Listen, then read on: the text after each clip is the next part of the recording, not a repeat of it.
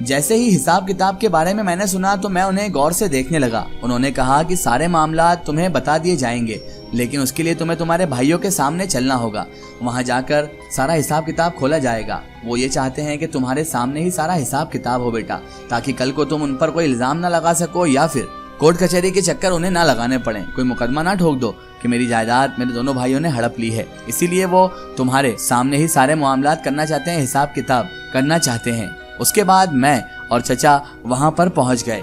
वहां पर अतरुद्दीन और अजहरुद्दीन दोनों मेरे भाई मौजूद थे। कागज निकाले गए। तभी अतर भाई ने कहा, शायद तुम्हें अंदाजा ना हो शाजिल, बहुत समय से हम परेशानियों का शिकार हो चुके हैं। परेशानियों ने हमें घेर रखा है और बहुत समय से ऐसा हो गया है कि हम परेशानियों से घिरे हुए हैं। शाजिल, हम सब पे इतना ज्यादा कर्जा है कि तुम सोच भी नहीं सकते हो। तुमने कभी वहमो गुमान भी नहीं किया होगा कि हम पर कितना बड़ा कर्जा है, और कर्जे के साथ साथ हमारे सारे बागात भी अब गिरवी रख चुके हैं। हम बहुत सी हमारी जमीनें जो थी वो भी फरोख्त हो चुकी हैं और कई लोगों को सूद की रकम भी जमा करनी है। और हालात जो है हमारे वो बहुत ज्यादा परेशान कुन है। समझ नहीं आ रहा है कि हम क्या करें और क्या ना करें। मैंने फटी फटी आंखों से अपने दोनों भाइयों को देखा, क्योंकि वालिद साहब के समय तो हमारे हालात ऐसे बिल्कुल नहीं थे और वालिद साहब को गए अभी 1 महीना भी नहीं हुआ और ये लोग दिवालिया घोषित करने में लगे थे। मुझे दाल में कुछ काला लग रहा था, तो मैंने उनसे पूछा कि ऐसा कैसे हो सकता है, क्यों भैया ऐसा कैसे हो गया? तो वो कहने लगे, इस क्यों का जवाब तो हमारे पास बिल्कुल भी नहीं है।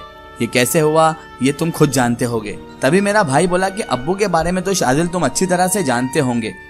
अपने मामलात वो किसी को भी नहीं बताते थे, वो क्या कर रहे हैं क्या नहीं कर रहे हैं। उनके जाने के बाद जब हमारे हाथ में ये मामलात आए तब हमें पता पड़ा कि हम तो कर्जे में बालों तक डूबे हुए हैं। अब्बू अपनी हयाती में बस हमें हुक्म दिया करते थे और हम उस हुक्म को बजा लाते थे। इसके अलावा हमें कुछ भी नहीं मालूम था। तभी मैंने उनसे कहा कि हमारे पास तो बहुत कुछ था, फिर ऐसे कैसे हम इतनी जल्दी गरीब हो गए और इतनी कैसे कर्जे में डूब गए।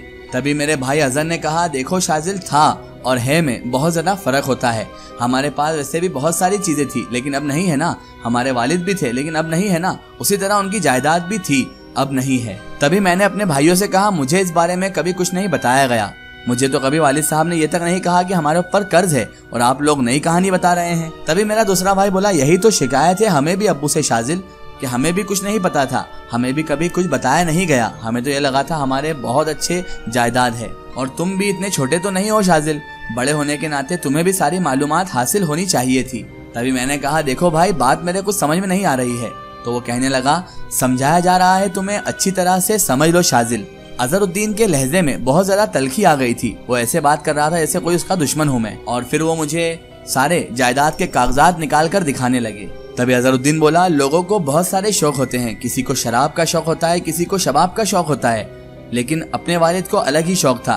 तुम्हें मालूम भी है शाजिल, वालिद साहब को मुकदमे का बड़ा शौक था। न जाने किस किस से हमारे वालिद साहब के झगड़े झाटी चल रहे थे और हमारा जायदाद का लाखों रुपया जो था वो इसी कोशिशों में अब्बू के मुकदमों के चक्कर में ही जाया हो रहा था। लेकिन हम करते भी क्या, हम तो अब्बू को रोक भी नहीं सकते थे, हमारी मजबूरी थी। और देख लो अब शाजिल, ये तमाम हिसाब किताब जितना भी है वो हैदर साहब अब तुम्हारे सामने पेश कर रहे हैं। कहीं तुम बाद में ऐसा ना कहना कि हम भाई तुम्हारा हिस्सा हड़प कर गए, वरना तुम हमारे ऊपर इल्जाम दे दो और हम लोगों को सफाई ही देते फिरें। तभी मैंने उनसे तल्ख लहजे में कहा, देखिए, अगर आप लोग मुझे ये बताना चाहते हैं कि हमारे पास अब दौलत नहीं रही है और हम कंगाल हो चुके हैं, तो मैं आपका मतलब अच्छी तरह से समझ गया हूँ भाई लोग। अगर आप ये कहना चाहते हैं कि मैं वो कर्ज उतारूं जो मेरे हिस्से में आ रहा है, तो जाने दीजिए इस बात को। आप जानते हैं कि मैं तो कोई हैसियत रखता ही नहीं हूँ। और हैदर बेग साहब, आप ये तमाम फिजूल कागजात और फिजूल चीजें मुझे बिल्कुल भी मत दिखाइए।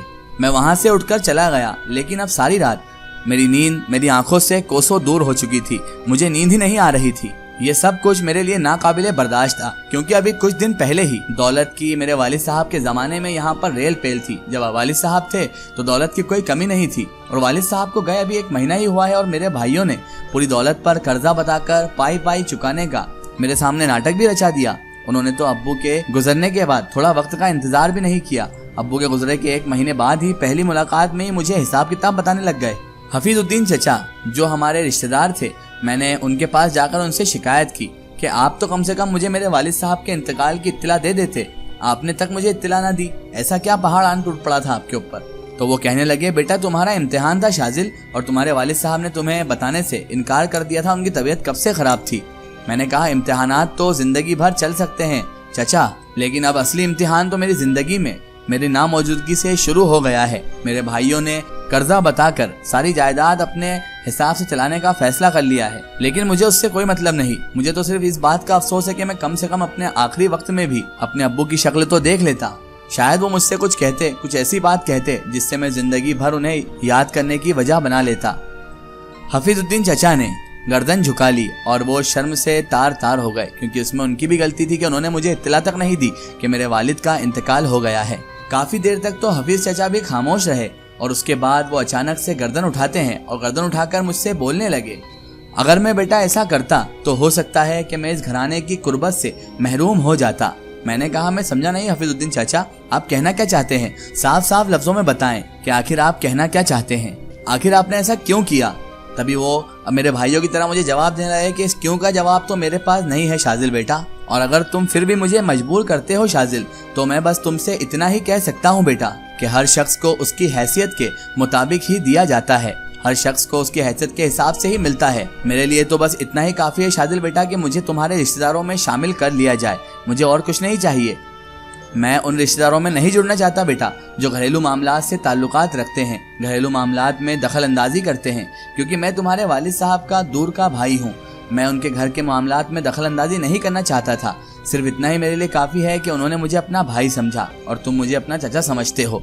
मेरे लिए यही रिश्तेदारी बहुत है। मैं अब गहरी सांस लेकर खामोश हो गया और मैं शिकायत करता भी तो आखिर किससे करता। मेरा दिल था जो बहुत ज्यादा बेचैन था और अब मेरे दिल में अजीब अजीब से ख्यालात आने लगे थे। मुझे समझ नहीं आ रहा था कि मेरे भाई मेरे साथ ऐसा क्यों कर रहे हैं, आखिर इनकी क्या वजह है कि जो इतने हद तक गिरते जा रहे हैं मेरे भाई। अभी 12-15 दिन इन मामलात को गुजरे होंगे कि एक दिन अचानक से मामू इफ्तिखार अहमद हमारे घर आ गए।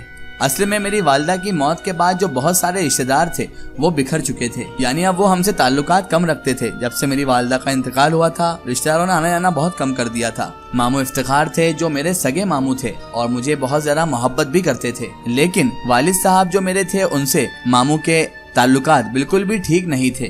पास की आबादी में मामू भी रहते थे, मामू भी घर से अच्छे थे। उस दिन अपनी शानदार लैंड क्रूज कार में मामू हमारे यहाँ आए थे और मुझे देखकर मामू अजीब से ही खुश हो रहे थे। तुम्हें तो इस खानदान से निकाल ही दिया गया शाजिल, जैसे तुम्हारा तो इस खानदान से कोई ताल्लुक ही ना हो। और मुझसे कहने लगे, शाजिल मुझे तो पहचानते हो ना तुम, कहीं अपने मामू को तो नहीं भूल गए? मैंने कहा, आपकी नाराजगी बिल्कुल बजा है मामू जान, लेकिन आप खुद कह चुके हैं जो मुझे कहना चाहिए था। अब मैं क्या कहूँगा आपके इस सवाल पर, बताइए मामू जान, मैं तो खुद यहाँ पर अलग हो चुका हूँ। तभी मामू बोले, कभी बेटा हमारे घर की तरफ भी आओ ना, हमारी बेटियां तुम्हें खास तौर पर बहुत ज्यादा याद करती हैं शाजिल, तुम हमारे घर तो आते ही नहीं हो। वो कहती हैं कि 3 हमारे फुप्पो के लड़के हैं, फुप्पीजाद भाई हैं, लेकिन कोई हमें पूछता तक नहीं है, कोई हमारी खैरो खबर तक नहीं लेता है। मैंने कहा, मैं हाजिरी जरूर दूंगा मामू। समझ में नहीं आ रहा था लेकिन कि मुझे अब करना क्या है, क्या करूं, मामू के यहाँ कैसे जाऊं, और मामू से ताल्लुकात बढ़ाना क्या अच्छा होगा, क्योंकि उनकी वालिद साहब से नहीं बनती थी और मेरे वालिद साहब बहुत ही सुलझे हुए इंसान थे। जिनसे उनकी नहीं बनती थी उसमें कुछ ना कुछ खोट हुआ करता था।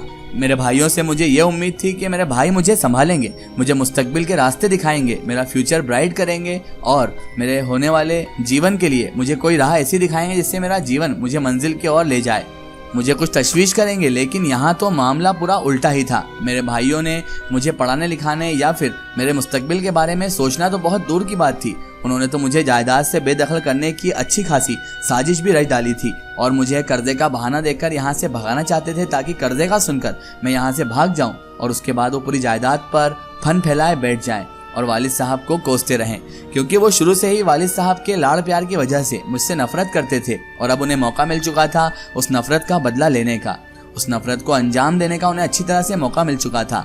और इसी वजह से उन्होंने ये झूठा ढोंग रचाया था कि कर्जे के अंदर पूरी जायदाद की पाई पाई डूब गई है और हम कर्जा चुकाने में लगे हुए हैं, ताकि मैं उनसे किसी भी तरह का मुतालबा ना करूं, किसी भी तरह की कोई चीज ना मांगू। लेकिन वो ये नहीं जानते थे कि मैं उनसे ज्यादा पढ़ा लिखा हूँ और मैं अच्छा बुरा दोनों चीजें समझता हूँ। बहरहाल मुझे तो कुछ समझ में नहीं आ रहा था। इसका एक स्टोरी हम देखेंगे इसके अगले पार्ट में।